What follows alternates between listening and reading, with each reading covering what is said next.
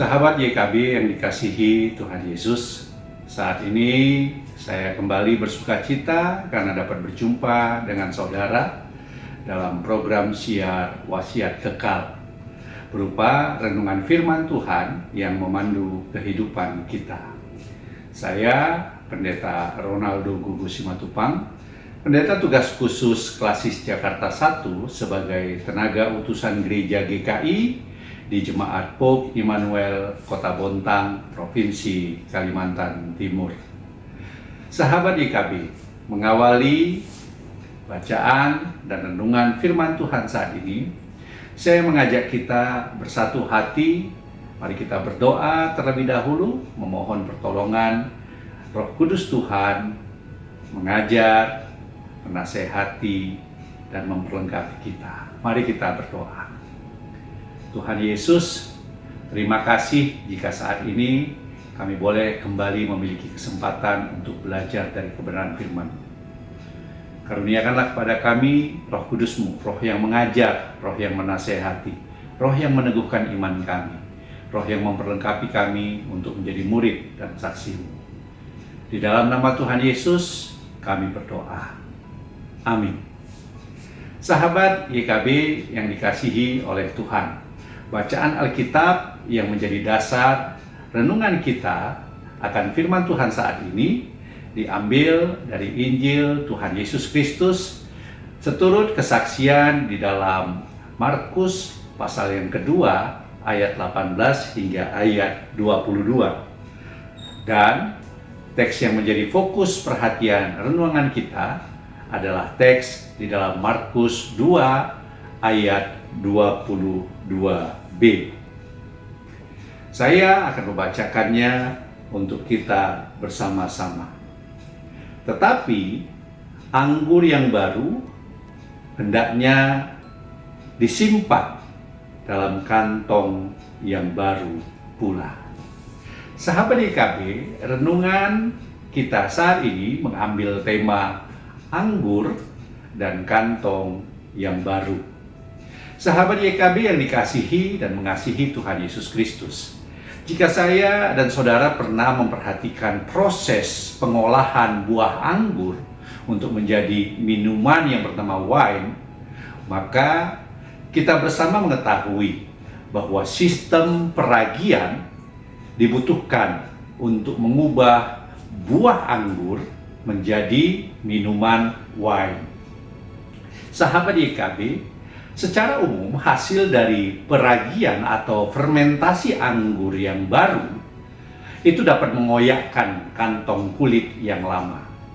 Nah, kenyataan inilah oleh Tuhan Yesus Kristus dipakai sebagai media untuk menyampaikan pesan pengajarannya, bahwa media tempat tidak selalu dapat menampung ajaran atau pemikiran ilahi yang transformatif.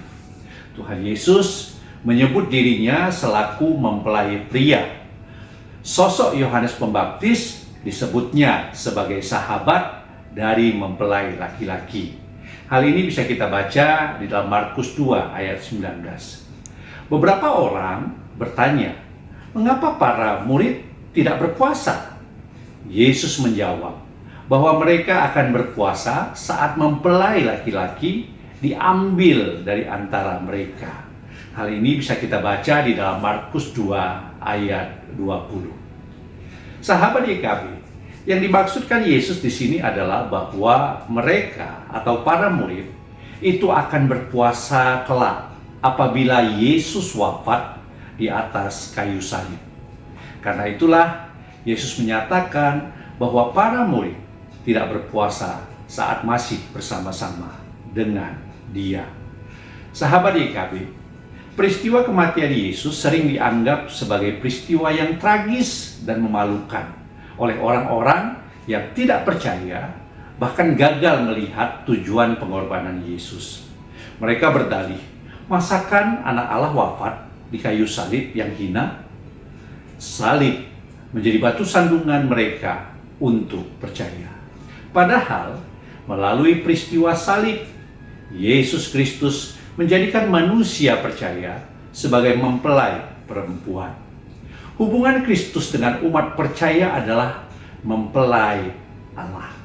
Nah, rahasia ilahi ini hanya dapat diterima oleh kantong atau media tempat atau mindset yang dibarui oleh kasih karunia Tuhan, Roh Kudus Allah yang menolong saya dan saudara percaya dan menerima diri kita sebagai kantong yang baru, mempelai Allah di dalam Kristus. Sahabat YKB, tanpa bersedia mengalami perubahan mindset, proses menjadi anggur yang baru itu akan mengoyakkan kantong yang lama. Karena pemikiran atau ide yang cemerlang sering diabaikan karena kapasitas otak kita yang telah usang. Sahabat YKB, mari kita berusaha senantiasa hidup di dalam iman dan percaya agar kita memiliki kapasitas iman percaya yang senantiasa diperbarui untuk dapat menampung dan mengolah kebenaran Allah. Mari kita berdoa. Ya Tuhan Yesus, tolonglah kami untuk dapat memiliki iman percaya, mindset yang diperbarui, sehingga kapasitas otak kami dalam iman percaya seperti kantong yang baru yang dapat menampung anggur baru yang dicurahkan di dalam kehidupan kami, sehingga kami boleh meninggalkan kebodohan dan kami boleh mengikuti rancangan dan kehendak Tuhan. Di dalam nama Tuhan Yesus kami berdoa. Amin. Sahabat YKB, jika saudara diberkati oleh renungan wasiat saat ini, saudara boleh subscribe, like, dan share link renungan wasiat ini kepada seluas mungkin sahabat ataupun keluarga ataupun jaringan pertemanan yang kita miliki, agar semakin banyak umat percaya yang diberkati melalui firman Tuhan dan kita semakin teguh hidup di dalam iman dan pengharapan karena kasih karunia Tuhan Yesus Kristus. Tuhan Yesus peserta kita, Tuhan Yesus memberkati kita. Salam.